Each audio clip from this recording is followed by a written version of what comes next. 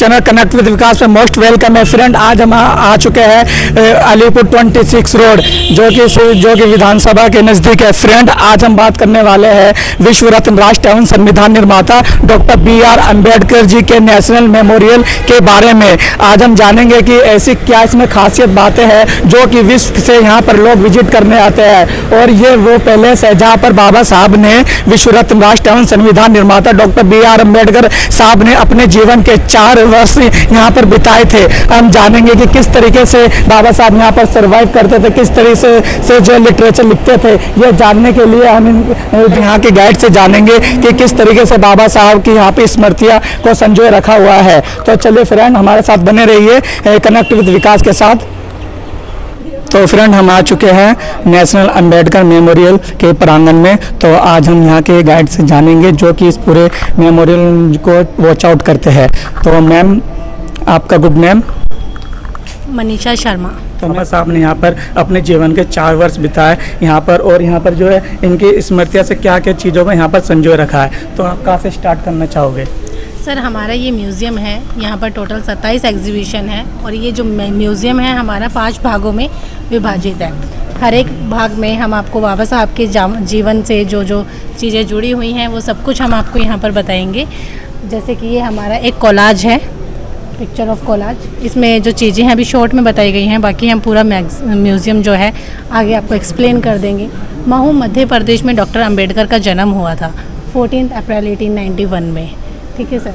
And Elphinstone college में doctor Ambedkar ऐसे first व्यक्ति थे जिन्होंने अपनी ग्रेजुएशन वहाँ से कंप्लीट की।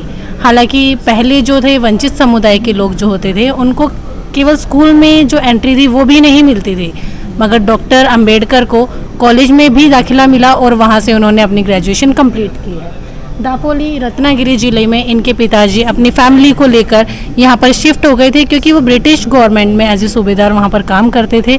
जब वो वहाँ से रिटायर हो जाते हैं तो दापोली में अपनी फैमिली को लेकर शिफ्ट हो जाते हैं।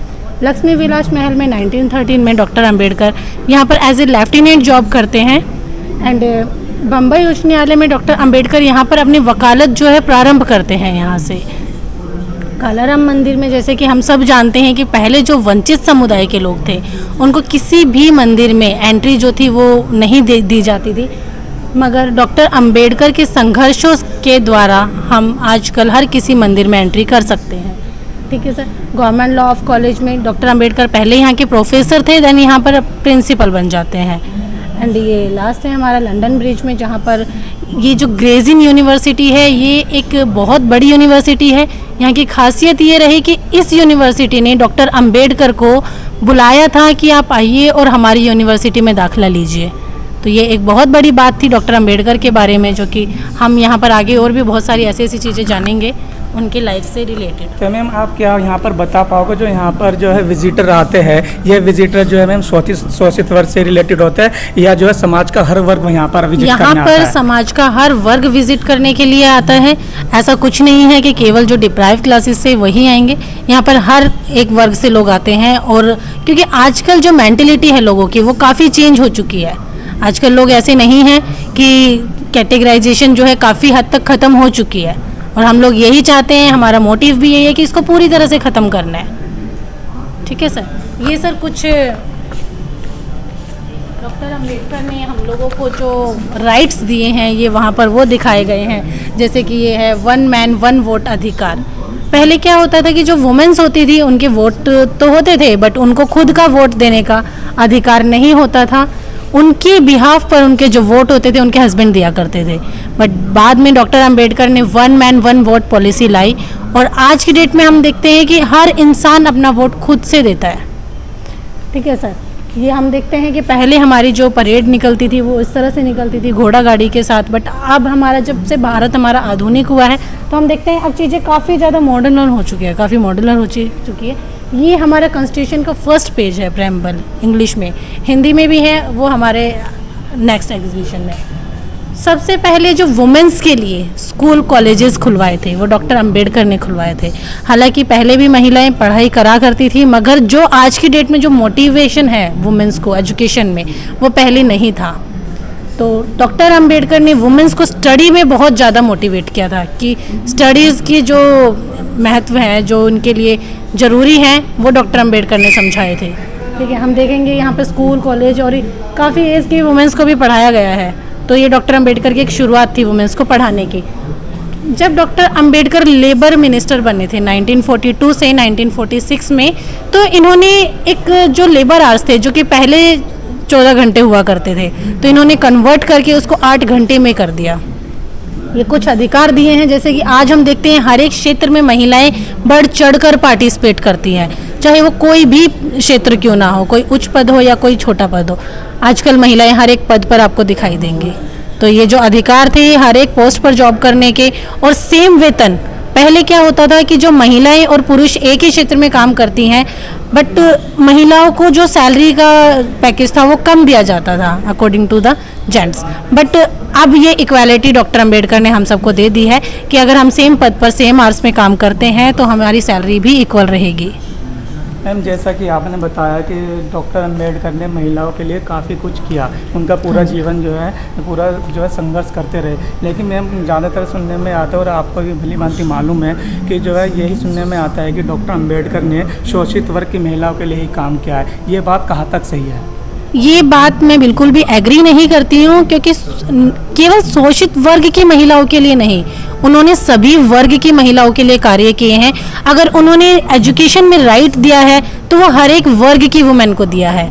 वुमेन्स को तो स्पेशली उनके लिए थैंकफुल होना चाहिए, क्योंकि हर एक वुमेन जो आज घर से बाहर निकलती है, अपने राइट्स की बात करती है, वो सारे राइट्स हमें डॉक्टर अंबेडकर ने दिए हैं। उन्होंने किसी कैटेगरी को नहीं, उन्होंने पूरे समाज को, हमारे पूरे इंडिया को ये जो रूल्स बनाए हैं वो उन सबके लिए इक्वल है। और जो यहाँ की महिलाएं हैं और जो आलोचना करती है बाबा साहब की, उनको आप क्या मैसेज देना चाहोगे? क्योंकि उनका मानना तो यह है कि बाबा साहब ने खाली शोषित वर्ग की महिलाओं के लिए काम किया है, और अभी भी जो है देश में बाबा साहब के स्टैचू को तोड़ा जा रहा है, उनके ऊपर कीचड़ गोबर फेंका जा रहा है। अभी भी करंट की घटना है, हरियाणा के हिसार में जो है बाबा साहब के स्टैचू के ऊपर जो गोबर फेंका गया और महिला ने फेंका। तो आप इन महिला को क्या मैसेज देना चाहोगे? ऐसी महिलाओं को सबसे पहले मैं ये कहना चाहूँगी कि उनको जागरूक होना बहुत ज़रूरी है। हमारे लिए जिन्होंने अपनी पूरी ज़िंदगी त्याग दी, अपना परिवार त्याग दिया, तुम उनके संघर्ष को अगर नहीं समझ पाओगे तो तुम किनके संघर्ष को समझोगे? सबसे पहले तो हर एक वुमेन को उनके लिए थैंकफुल होना चाहिए, क्योंकि आज अगर वो इतना अधिकार भी ले रही हैं कि वो घर से बाहर निकल रही हैं और अपने अधिकारों की बात कर रही हैं, तो वो डॉक्टर अंबेडकर ने हमें दिए हैं, हमें किसी और ने नहीं दिए हैं वो सभी अधिकार। तो उनका ये करना बहुत ज़्यादा गलत था। मुझे नहीं पता उन्होंने ऐसा क्यों किया है, मगर यदि किसी ने भी ऐसा किया है, ना केवल ओनली वुमेन्स, कोई भी ऐसा करता है तो वो बहुत गलत कर रहा है। तो जैसा कि मैम ने बताया कि बाबा साहब ने सभी वर्ग की महिलाओं के लिए काम किया। हिंदू कोड बिल को आप जो है इस पर रिसर्च इसको पढ़ सकते हैं, आपको भली भांति मालूम हो जाएगा कि बाबा साहब ने कितना वर्क किया है। तो अब आगे भी मैम से जानेंगे कि आगे क्या क्या स्मृतियाँ बाबा साहब से जुड़ी हुई है यहाँ पे। सर, यहाँ पर हम बताना चाहेंगे कि डॉक्टर अंबेडकर की जो शादी थी वो काफ़ी कम एज में हो गई थी। उनकी जो फर्स्ट वाइफ थी रमाबाई, वो केवल 9 साल की हुआ करती थी और डॉक्टर अंबेडकर वहाँ पर 15 साल के हुआ करते थे। उस टाइम पर उनकी शादी हो गई थी, मगर डॉक्टर अंबेडकर को पता था काफ़ी टाइम पहले से ही, उनके बचपन से ही उनको एक चाहत थी वुमेन्स को एजुकेशन देने की।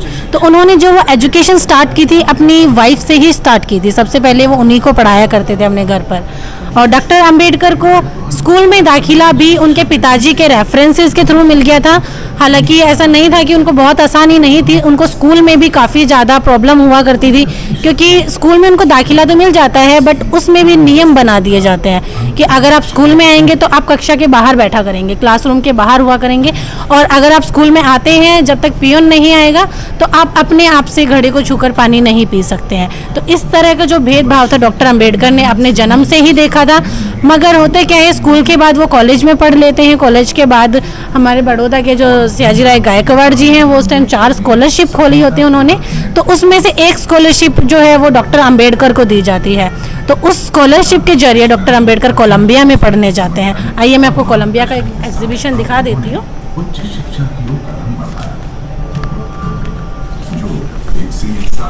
ये कोलंबिया का एक 3D में व्यू दिखाया गया है। कोलंबिया में डॉक्टर अंबेडकर ने देखा इक्वालिटी और फ्रीडम, क्योंकि जो अपने भारत में वो नहीं देख पा रहे थे कि यहाँ पर वुमेन साथ में बैठ के खा रही हैं। पढ़ाई कर रही हैं, आ रहे हैं, जा रहे हैं। ये इक्वालिटी डॉक्टर अंबेडकर ने कोलंबिया में देखी। डॉक्टर अंबेडकर ने कभी ऐसा नहीं देखा था अपने भारत में कि कहीं से वो आ रहे हैं और कोई अपने साथ उनको बैठा ले, ऐसा नहीं था। ये सारी इक्वालिटी उन्होंने कोलंबिया में देखी और यहाँ पर जाने के बाद उन्होंने ऐसा नाम किया था कि वहाँ के जो टॉप 100 स्टूडेंट्स थे, डॉक्टर अंबेडकर का उनमें से नंबर 1 पर नाम आता था। तो कोलंबिया आज भी ये मानता है कि डॉक्टर अंबेडकर जैसा स्टूडेंट हमारे यहाँ पर आज तक नहीं आया है। यहाँ पर डॉक्टर अंबेडकर 18 घंटे तक पढ़ते थे। यहाँ की लाइब्रेरी जब तक खुलती भी नहीं थी वो वहाँ पहुँच जाते थे और इसके बंद होने के बाद वो वहाँ से निकलते थे। ठीक है सर।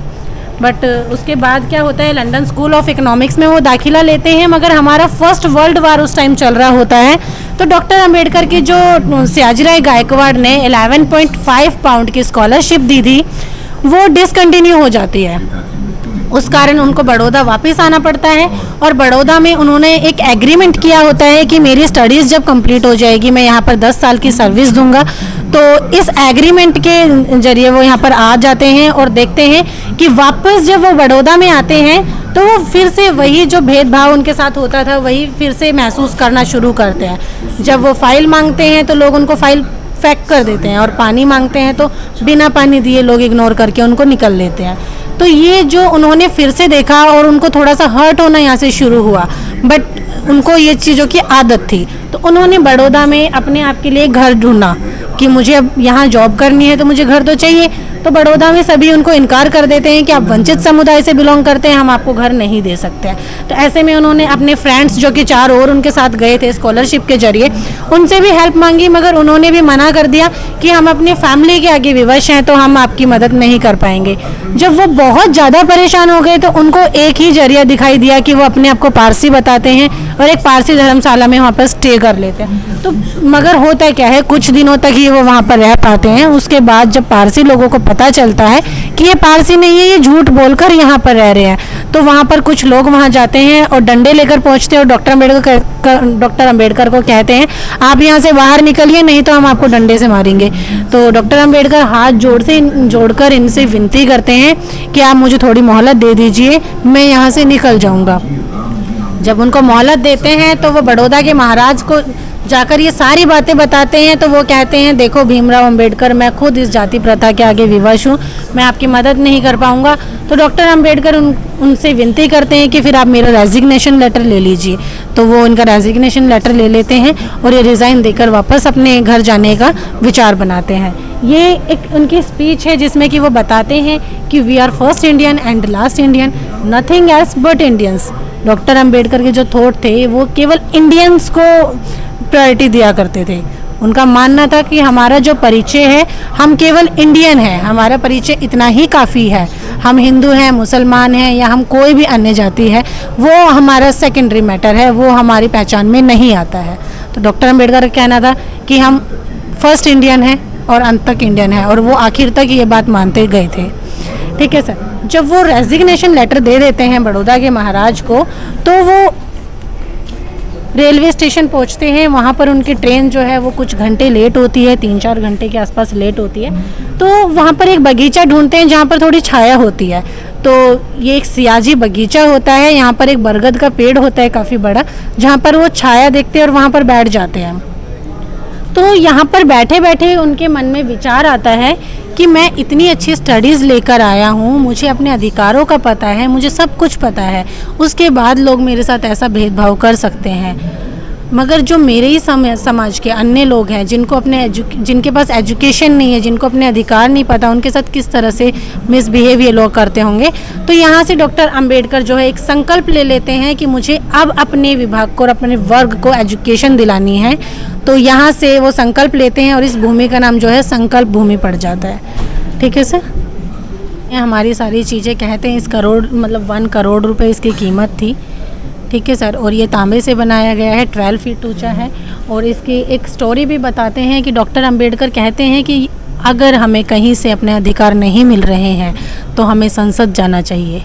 तो इसीलिए इनकी जो ये फिंगर है वो बाहर की तरफ है कि चलो संसद, इस तरह से करके अगर हम संसद पहुंच जाएंगे तो आप देखेंगे ये जो स्टैचू है इसकी फिंगर जो है वो अंदर की तरफ आ जाती है। ठीक है सर, ये एक खासियत है। और ये हमारा भाग 1 यहाँ पर ख़त्म हो जाता है। यहाँ पर हमारा भाग सेकंड शुरू हो जाता है, जिसमें कि हम देखेंगे कि डॉक्टर अंबेडकर की लाइफ ने जो है एक नया मोड़ ले लिया होता है। यहाँ पर डॉक्टर अंबेडकर समाज के लिए काम कर रहे हैं, न केवल अपने समाज के लिए, वो बाकी सभी समाज के लिए काम करते हैं, वो इक्वालिटी के ऊपर काम करते हैं। ठीक है सर, आइए मैं आपको दिखा देती हूँ।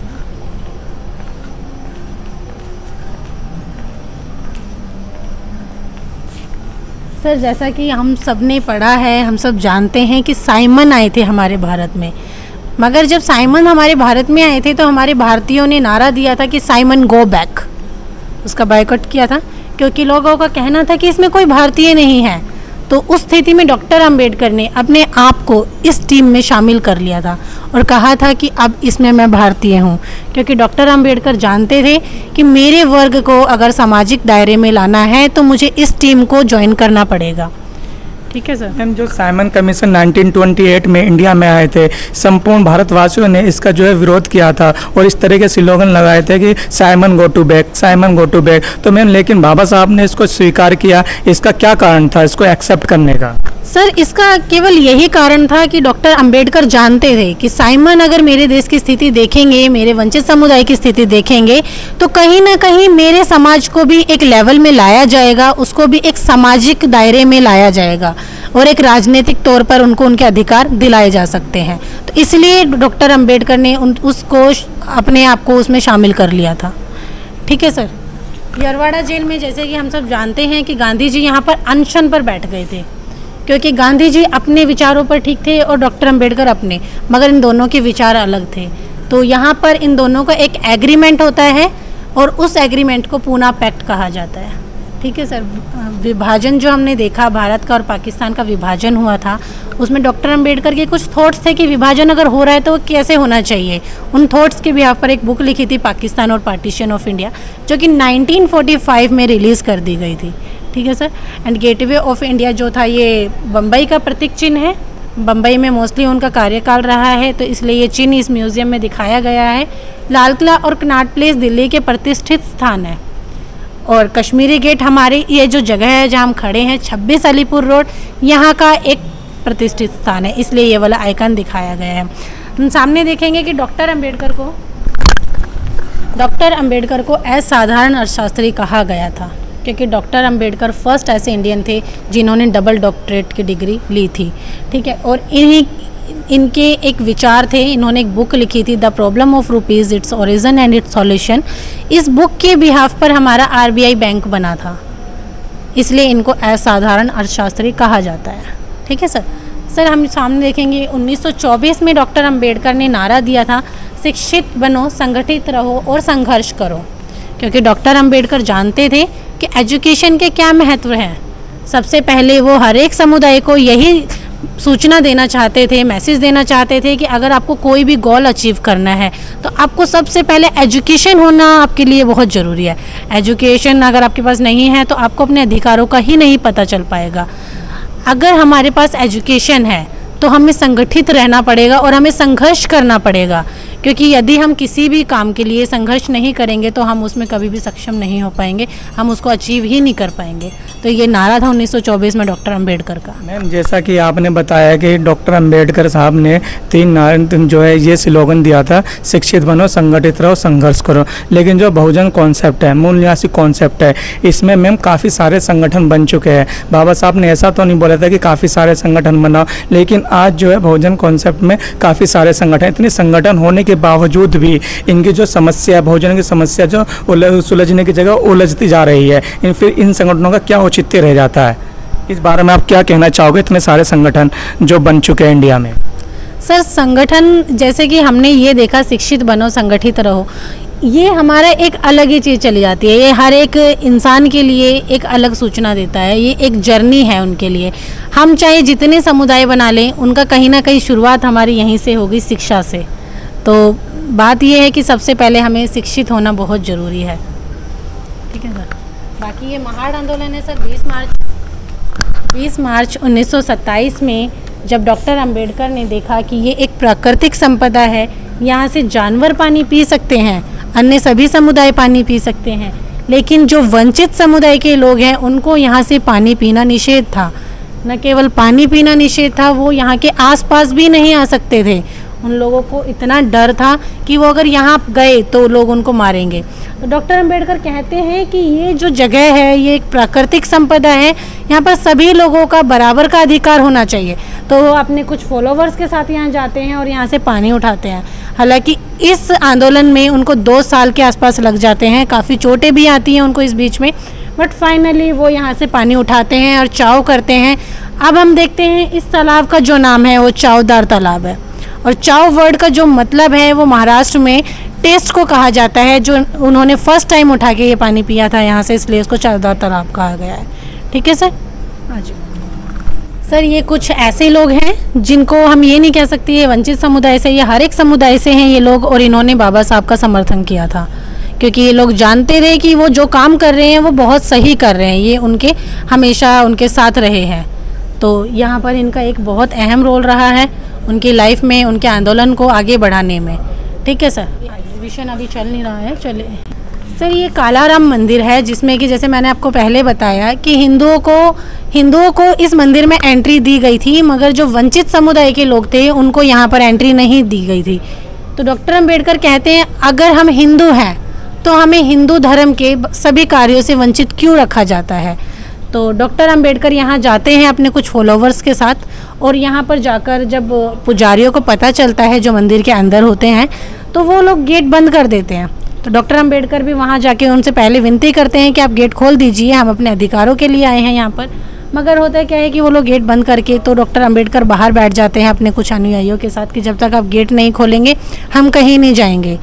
तो वहाँ पर एक प्रथा होती है राम रथ की यात्रा निकालने की, तो वो समय आ जाता है और फर्स्ट गेट पर जो उनका मेन एंट्रेंस होता है वहाँ पर इनकी टीम बैठी होती है। तो वो लोग एक डिसीजन लेते हैं, एक प्लानिंग करते हैं कि हम पीछे के गेट से राम रथ की यात्रा निकालेंगे। डॉक्टर अंबेडकर को इस बात की भनक लग जाती है और वो खुद भी एक प्लानिंग करते हैं कि ठीक है अगर ये पीछे के गेट से निकालेंगे तो हम भी उसमें जाकर शामिल हो जाएंगे। तो जब वो यात्रा निकल रही होती है ये उसमें शामिल हो जाते हैं, बट जब उन लोगों को पता चलता है कि इसमें वंचित समुदाय के लोग आकर शामिल हो गए हैं तो इनको काफ़ी ज़्यादा मार पड़ती है। जो हमारे स्वर्ण लोग होते हैं वो इनको बहुत बुरी तरह पीटते हैं, और इस आंदोलन को करने में डॉक्टर अंबेडकर को लगभग 5 साल 9 महीने के आसपास का टाइम लगता है। बट फाइनली वो एंट्री दिला देते हैं, और उसकी एक पिक जो है हमारे पास एक फ़ोटो है वो ये है। और इस मंदिर का कालाराम नाम इसलिए पड़ा है क्योंकि ये पूरा मंदिर जो है ब्लैक पत्थर से बनाया गया है, और इसके अंदर जो मूर्तियाँ हैं वो भी ब्लैक स्टोन की बनी हुई हैं।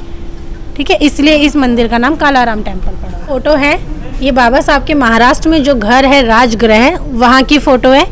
इसमें ये डॉक्टर अंबेडकर हैं और ये इनकी फर्स्ट वाइफ है रमाबाई। ये इनके बड़े भाई थे एक आनंद राव जी, हम सब जानते भी हैं, उनके काफ़ी ज़्यादा काम रहे हैं, उन्होंने काफ़ी त्याग किए हैं इनकी पढ़ाई को लेकर। ये उनकी विडो हैं लक्ष्मीबाई, जब तक वो नहीं रहे थे जब ये फ़ोटो क्लिक की गई थी।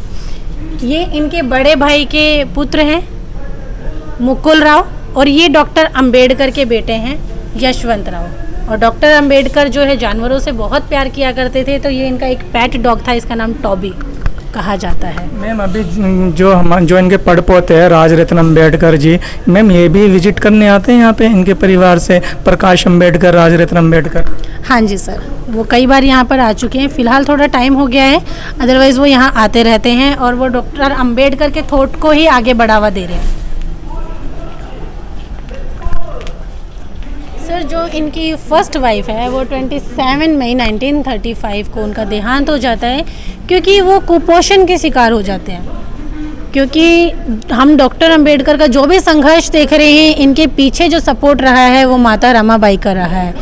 जब भी ये बाहर आंदोलन में हुआ करते थे या कहीं पढ़ाई के लिए बाहर विदेशों में हुआ करते थे, तो ये इनके घर का जो कार्यभार हुआ करता था उसको संभाला करती थी।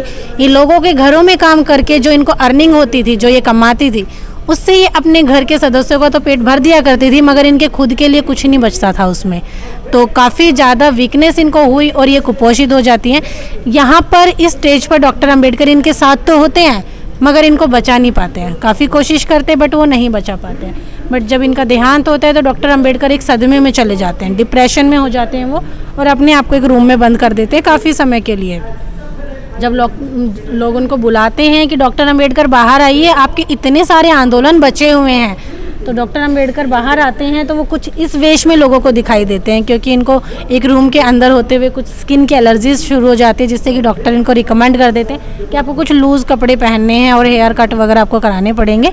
तो जब लोग इनको देखते हैं तो शॉक्ड हो जाते, कहते हैं ये बाबा कौन आ गए बाहर, ऐसे करके। तो यहाँ से इनका नाम बाबा साहिब पड़ जाता है, क्योंकि इनकी वाइफ इनको साहिब कहा करती थी, महाराष्ट्र में अपने पति को साहिब कहते हैं, तो यहाँ से नाम का एक कॉम्बिनेशन बना दिया बाबा साहिब। आज हम जो देखते हैं बाबा साहिब इनका नाम, तो वो यहाँ से पड़ता है। और अंबेडकर जो है वो इनके एक टीचर की देन है, उनका सरनेम था। जैसे मैम ने बताया, जो बाबा साहब का ये गेटअप है, ये गेटअप उनके डिप्रेस्ड होने के कारण हुआ है। वो अपने 4 बच्चों की कुर्बानी दे चुके होते हैं, अपनी वाइफ को भी जो है छोड़ चुके होते हैं, उनकी वाइफ का भी देहांत हो चुका होता है। तो फिर ये कुछ समय बाद जो है सदमे से बाहर आते हैं, और तब उनके जो है बड़े बड़े बाल, पूरा मतलब साधु की तरह उनका जो है वेशभूषा नज़र आती है। इसी संदर्भ में जो है जो डॉक्टर अम्बेडकर बाबा साहब की उपाधि दी गई, जैसा कि मैम ने बताया। आगे हम चलते हैं। ओरिजिनल डॉक्यूमेंट है, जैसे कि आप देख सकते हैं यहाँ पर बाबा साहब की ओरिजिनल हैंडराइटिंग है। ये जो लेटर है ये इन्होंने अपने प्रिंसिपल को लिखा था, तो ये इनकी ओरिजिनल हैंडराइटिंग है। और बाकी कुछ रिसिप्ट्स वगैरह हैं जो अपनी कॉलेज की फ़ीस वगैरह वो भी भरा करते थे। डॉक्टर अंबेडकर की खासियत ये थी कि वो दोनों हाथों से लिख सकते थे, और उनको 9 भाषाओं का ज्ञान भी था। और उनकी जो लिखने में स्पीड थी, वो कहा जाता है कि अगर 2 लोग आपस में कोई भी कन्वर्सेशन कर रहे हैं तो दोनों को लिख सकते थे वो, इतनी ज़्यादा उनकी राइटिंग स्पीड हुआ करती थी। ठीक है सर। समाज सुधारक एवं उद्धारक उनको कहा जाता है। जैसे कि मैंने आपको बताया, डॉक्टर अंबेडकर ने महाड़ आंदोलन किया, मंदिर के लिए एंट्री का आंदोलन किया, ऐसे ही अन्य आंदोलन भी उन्होंने किए। इन्होंने कुछ पत्रिकाएं छापी थी, जिसमें जनता, समता, बहिष्कृत भारत, मूक नायक, एक और थी प्रबुद्ध भारत, जो कि रिलीज़ नहीं हो पाई। इन सभी मैगजीन्स में डॉक्टर अंबेडकर ने जो लिखा है कि समाज को सुधारना कैसे है, ये सब मेंशन किया गया है। बाकी जो ये उन्होंने बौद्ध धर्म अपना लिया था, इसका एग्जीबिशन जो है मैं आपको नीचे पूरा डिटेल में बताऊंगी। इसका पूरा एग्जीबिशन है। डॉक्टर अंबेडकर को एक विजनरी लीडर कहा जाता था, क्योंकि उनको भविष्य में लोगों को क्या चीज़ें चाहिए हो सकती हैं, उनको पहले से ही उसकी आशंका रहती थी। तो जैसे कि डॉक्टर अंबेडकर एक हिंदू कोड बिल लेकर आए थे, जो कि उस समय लोगों ने एक्सेप्ट नहीं किया था, और डॉक्टर अंबेडकर को ये बात बुरी भी लगी थी। बट होता क्या है कि उस समय जो चीज़ें एक्सेप्ट नहीं हुई, आज वो चीज़ें टुकड़ों में पास की जा रही है। वो सभी बिल जो हिंदू कोड बिल में बनाए गए थे, वो सभी टुकड़ों में आज पास हो रहे हैं। इसलिए इनको एक विजनरी लीडर का भी एक टैग दिया गया था कि ये बहुत आगे का सोच सकते थे। सर, डॉक्टर अंबेडकर जब लेबर मिनिस्टर बने थे, जैसे कि मैंने आपको बताया था कि उन्होंने जो टाइमिंग्स थी लेबर की, वर्कर्स की, 14 आवर्स को कन्वर्ट कर 8 आवर्स में कर दी थी।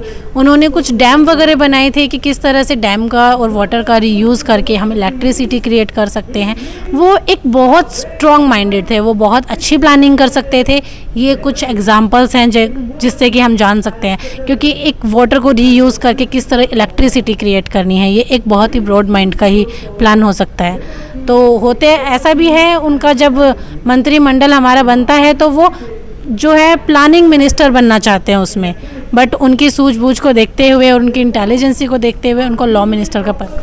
सर, ये हमारे म्यूज़ियम का स्ट्रक्चर है।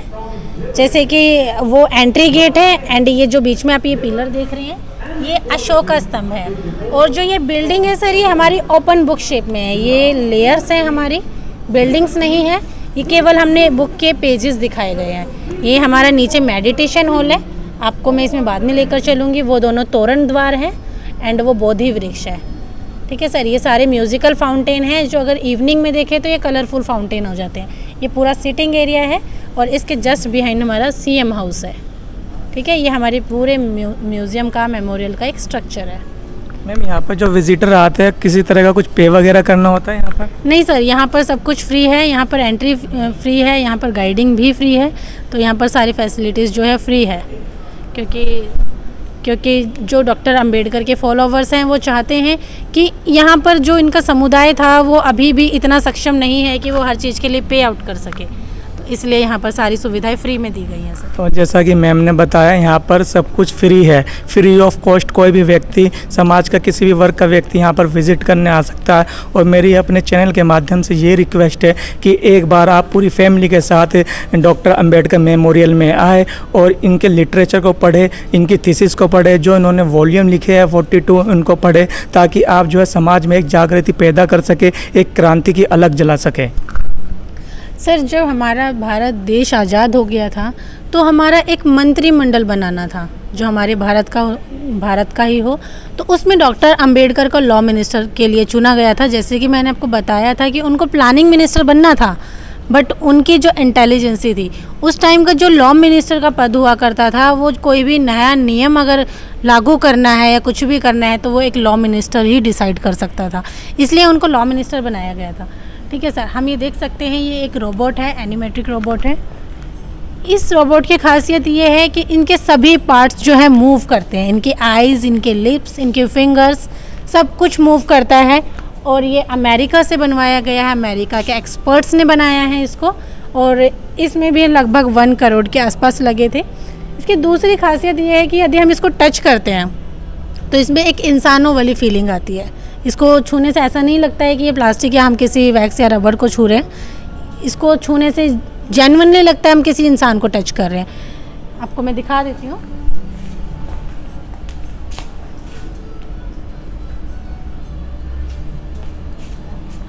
इसमें कुछ सेंसर लगे हुए हैं जो दूर से ये ऑन हो जाते हैं, और इनकी एक स्पीच है ये।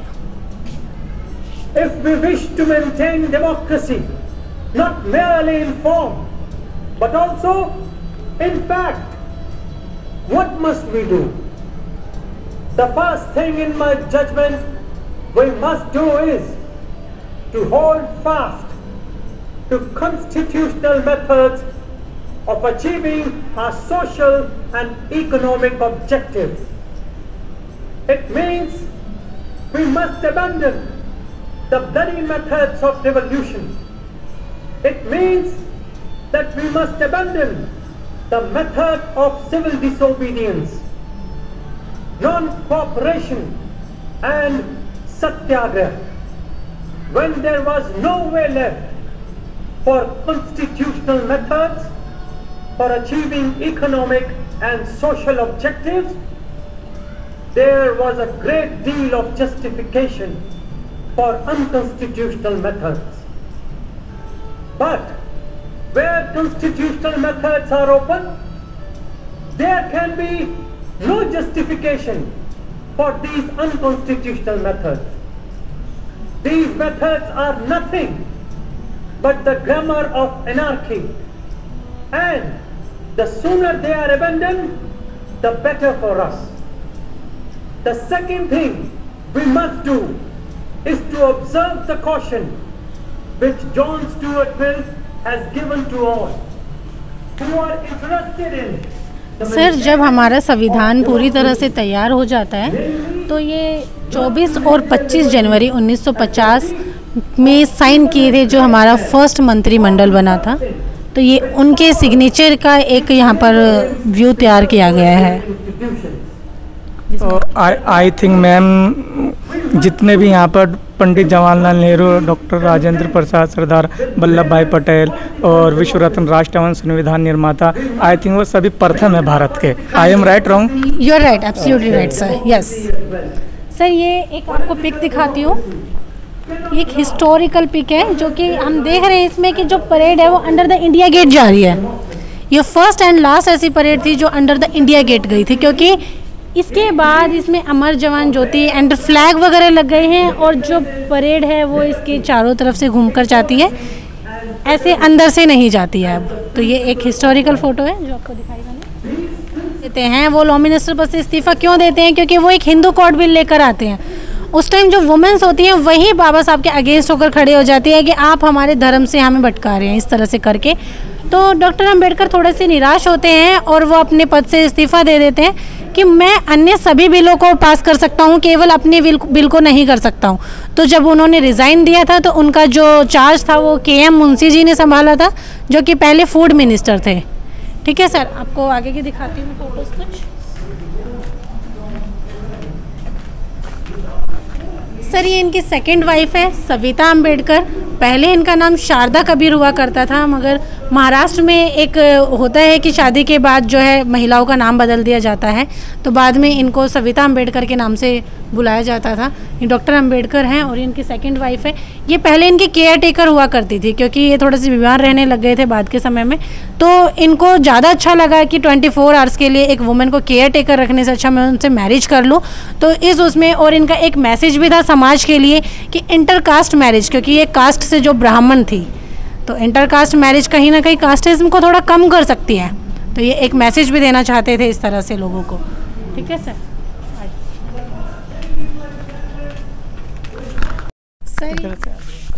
सर ये हमारी कॉन्स्टिट्यूशन असेंबली है और ये फर्स्ट कैबिनेट है हमारा, जो हमारे देश आज़ाद होने के बाद हमारा मंत्रिमंडल बना था। ये वो लोग हैं।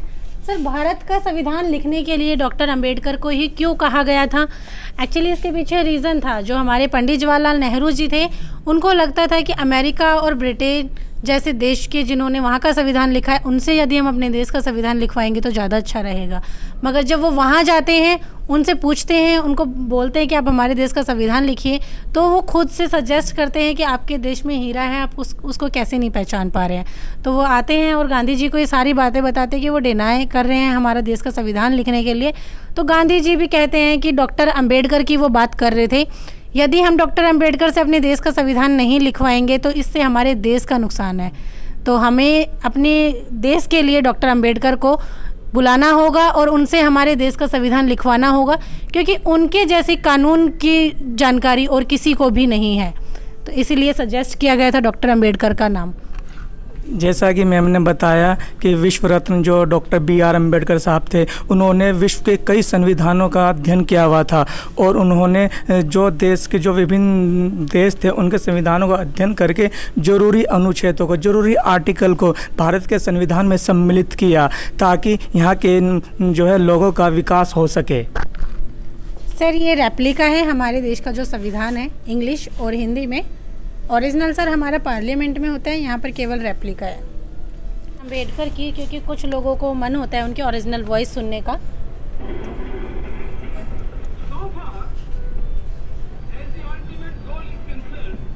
ये 17 Feb 1946 की इनकी एक स्पीच थी और ये पंडित जवाहरलाल नेहरू जी की स्पीच है।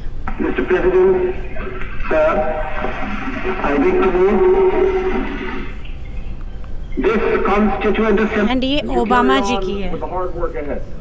I want every Indian citizen to know the United States of America will not simply be cheering you on from the sidelines. आइए सर आपको दिखाती हूँ आगे।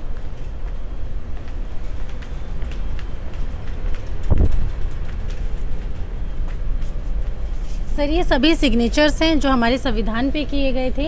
होता क्या है कि राजेंद्र प्रसाद जी जो हमारे राष्ट्रपति होते हैं उस समय, इनके नंबर 1 पर सिग्नेचर होने चाहिए थे, बट पंडित जवाहरलाल नेहरू जी किसी मीटिंग में जाना होता है इनको, तो जल्दबाजी में ये नंबर 1 पर सिग्नेचर कर देते हैं। तो यहाँ पर हमें जो एक ऑड सा लग रहा है थोड़ा देखने में, वो यही लग रहा है कि सारे सिग्नेचर जो हैं वो इक्वल से हैं एंड जो हमारे राजेंद्र प्रसाद जी के सिग्नेचर हैं वो थोड़े अलग हैं। तो वो यही कारण है कि ये बाद में आते हैं और देखते हैं कि मेरी जगह पर पंडित जवाहरलाल नेहरू ने साइन कर दिए और ये हंसते हैं और ऊपर अपने हिंदी और इंग्लिश में साइन कर जाते हैं कि अब हिस्ट्री में कायम हो जाएगा कि आप इतने भुलक्कड़ थे, इस तरह से करके एक फ़नी मूड में। डॉक्टर अंबेडकर जी कहते हैं कि ठीक है मैंने संविधान लिख दिया, बट इसके लिए ज़रूरी क्या है कि सिग्नेचर भी किए जाएँ। बट लोग जब उनको फोर्स करते हैं तो वो 28 नंबर पर अपने साइन करते हैं। मैं आपको दिखा देती हूँ, ये डॉक्टर अंबेडकर के 28वें नंबर पर साइन है। ठीक है सर। हमारे देश का संविधान बनाने के लिए डॉक्टर अंबेडकर ने 5000 वर्ष पुराना इतिहास पढ़ा था, जो कि मोहनजोदारो से लेकर स्वतंत्र भारत तक का इतिहास था। उन सभी के जो उनमें से जो मॉरल निकलता है, उनमें से जो अच्छी बातें निकलती हैं और उनकी किस तरह से समाधान किए गए, ये हमारे संविधान में डॉक्टर अंबेडकर ने छाट छाट कर लिखी गई है। ठीक है, तो ये हमारा संविधान हमारे भारत का ऐसा संविधान है जो हैंड रिटन है और सबसे बड़ा संविधान है। इसमें हर तरह का सॉल्यूशन आपको दिखाई देगा और इसमें जो ये राइटिंग है वो प्रेम बिहारी नारायण रायजादा जी की है, जिन्होंने अपने इसको लिखने के बजाय जब पंडित जवाहरलाल नेहरू ने पूछा कि आपने हमारे देश का संविधान इतने सुंदर अक्षरों में सजाया है, आप इसके उसमें क्या लेंगे हमसे, तो ये कहते हैं कि भगवान के दया से मेरे पास सब कुछ है और आपने मुझे भारत का संविधान लिखने का मौका दिया, इससे बड़ी गर्व की बात मेरे लिए कुछ नहीं है। यदि आप फिर भी मुझे कुछ देना चाहते तो हर एक पेज पर मेरा नाम लिख दीजिए, और आप देखेंगे यहाँ पर हर एक पेज पर उनका नाम है, प्रेम प्रेम प्रेम करके। तो जब देखा संविधान पूरा हो गया बट कुछ अधूरा लग रहा था, तो इसमें चित्रकारी भी की गई है जो आचार्य नंदलाल बोस जी ने और उनके स्टूडेंट्स ने की है, तो ये उनके भी नाम इसमें मेंशन किए गए हैं। ठीक है सर, ये पूरे संविधान के भाग हैं हमारे। जैसा कि मैम ने बताया, जो भारत का संविधान है सबसे विस्तृत और लिखित संविधान है। ये विस्तृत और लिखित होने के साथ साथ काफ़ी लचीला भी है, फ्लेक्सिबल भी है, ताकि किसी भी निर्दोष व्यक्ति को सजा ना हो, और अगर इस पर सजा के लिए पूरी प्रक्रिया, पूरी जुडिशरी बिठाई गई है। आगे हम देखते हैं। सर, ये जब हमारा संविधान पूरी तरह से तैयार हो गया था तो इसमें देश में लागू करने के लिए जब ये राजेंद्र प्रसाद जी को सौंपते हैं, ये वहाँ का एक व्यू दिखाया गया है।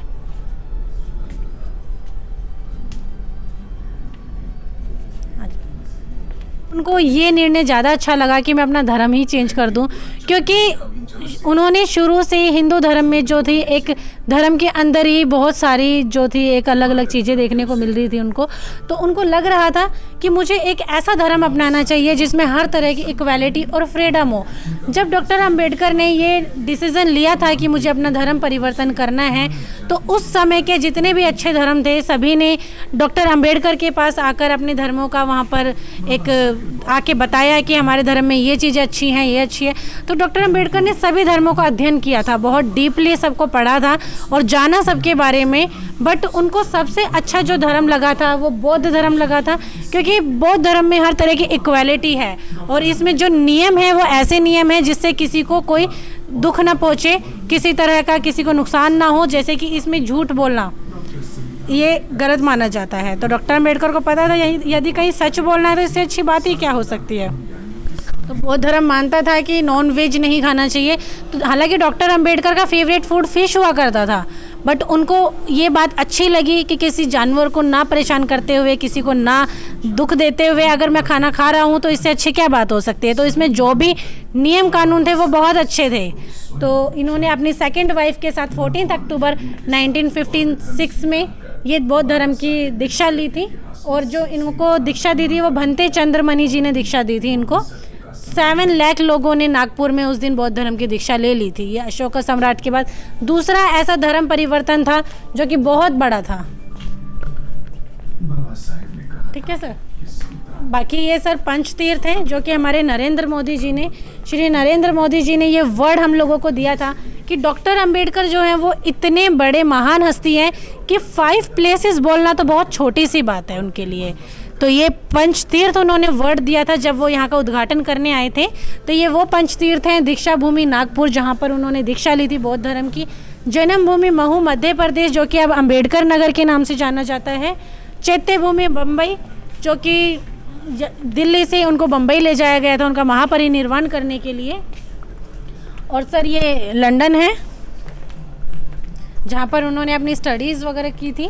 CN की शिक्षा भूमि है, और ये महापरिनिर्वाण भूमि दिल्ली जहाँ हम अभी खड़े हुए हैं ये 5 तीर्थों में से एक तीर्थ है। ठीक है, यहाँ हम कुछ देख सकते हैं, ये सारी ओरिजिनल फ़ोटो हैं डॉक्टर अंबेडकर की। जैसे कि यहाँ देख सकते हैं डॉक्टर अंबेडकर जब उनका महापरिनिर्वाण हो जाता है तो उनको दिल्ली से महाराष्ट्र ले जाया जाता है, क्योंकि महाराष्ट्र में उनके फॉलोवर्स बहुत सारे होते हैं। करीब 10 लाख लोग उनके अंतिम संस्कार के लिए वहाँ पहुँचते हैं, उनके अंतिम दर्शन के लिए वहाँ पहुँचते हैं। तो वहाँ पर बौद्ध धर्म के अनुसार उनका अंतिम संस्कार किया जाता है। 1990 में उनको भारत रत्न से सम्मानित भी किया जाता है, जो कि उनका ये उनकी सेकंड वाइफ वो लेती हैं, सविता अंबेडकर जी, उनका पुरस्कार। लाइब्रेरी में अंबेडकर साहब की जो कि यहाँ पे लिटरेचर थीसिस वगैरह लिखा करते थे, अब मैम से जानेंगे इसके बारे में। सर ये डॉक्टर अंबेडकर की लाइब्रेरी है, और यहाँ पर आप जितनी भी बुक्स देख रहे हैं ये सभी रेप्लिका है, क्योंकि यहाँ पर हम अपने विजिटर्स को पढ़ने की अनुमति नहीं देते हैं। हम यहाँ पर हमारी लाइब्रेरी है, वहाँ जाकर पढ़ सकते हैं। आप ये जो वॉच देख रहे हैं इसको 540 पर रोका गया है, क्योंकि जब हमने देखा था नानक चंद रत्तू जी जो इनके पीए थे, जब वो आए थे और उन्होंने देखा कि डॉक्टर अंबेडकर अब नहीं रहे, तो उन्होंने इस टाइम पर डिक्लेयर किया था, इसलिए इस वॉच को रोक दिया गया है। ये डायबिटीज़ के पेशेंट थे, इसलिए इनकी साइलेंट डेथ थी, किसी को पता नहीं था। मगर जब नानक चंद रत्तू जी आते हैं और इनको जगाते हैं हमेशा की तरह, तो वो देखते हैं कि अब अंबेडकर साहब नहीं रहे हैं। ये उनकी कुछ चीज़ें हैं जो कि सभी रेप्लिका है सर। यहाँ हम केवल ये शो करते हैं कि उनका लाइफस्टाइल कैसा था जब वो लॉ मिनिस्टर बन गए थे और फिर उसके बाद वो रिटायर भी हो जाते हैं। उनको वोलन बजाना काफ़ी पसंद था। कहा जाता है कि जब गांधी जी का देहांत हुआ था तो उन्होंने शोक सभा में 2 घंटे तक वोलन बजाया था। और जो वो मूर्ति आप देख रहे हो भगवान बुद्ध की, वो ओरिजिनल मूर्ति बताई जाती है कि उनके ड्राइंग रूम से मिली थी। तो केवल एक यही चीज़ यहाँ पर ओरिजिनल है, बाकी सभी चीज़ें रेप्लिका हैं। ये कुछ प्रसिद्ध व्यक्ति हैं जिन्होंने अपनी राय डॉक्टर अंबेडकर के बारे में दी थी, जो कि कहते हैं, जैसे कि ओबामा जी कहते हैं कि अगर डॉक्टर अंबेडकर हमारे देश में पैदा होते तो हम उनका नाम सन रखते, क्योंकि जैसे सन जब उगता है तो दुनिया में रोशनी फैलाते हैं। इसी तरह जैसे डॉक्टर अंबेडकर का जन्म पूरी दुनिया में एक जागरूकता फैलाने के लिए हुआ है और वो जागरूकता फैलाकर, प्रकाश फैलाकर चले गए। इसी तरह से वो सन से इनका कंपैरिजन करते हैं।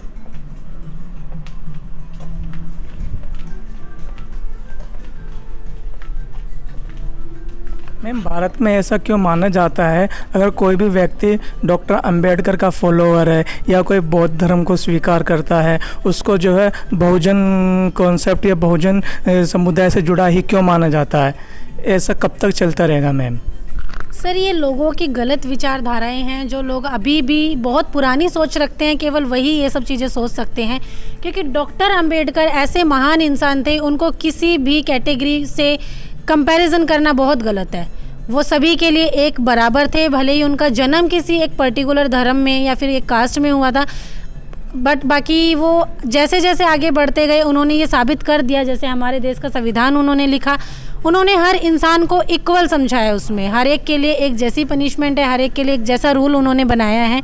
तो ये तो बिल्कुल गलत है कि उनको केवल एक ही धर्म के लिए, एक ही कैटेगरी के लिए बार बार बोला जाए कि वो केवल वंचित समुदाय के योद्धा हैं या वंचित समुदाय के लीडर हैं। ये सरासरी गलत है अकॉर्डिंग टू मी सर। बाकी सर, ये हमारा मेडिटेशन हॉल है, यहाँ पर आकर मेडिटेशन कर सकते हैं। भगवान बुद्ध की मूर्ति है और इस मूर्ति की खासियत ये है कि ये एक सिंगल स्टोन से बनाया गया है, इसमें किसी तरह का जोड़ नहीं है और ये संगमरमर के पत्थर से बनाया गया है। और आप जो ये कलाकृति देख रहे हैं, राजस्थान के कारीगरों ने, वहाँ के एक्सपर्ट्स ने आकर बनाई है और ये एक शांति को दर्शाते हैं यहाँ पर।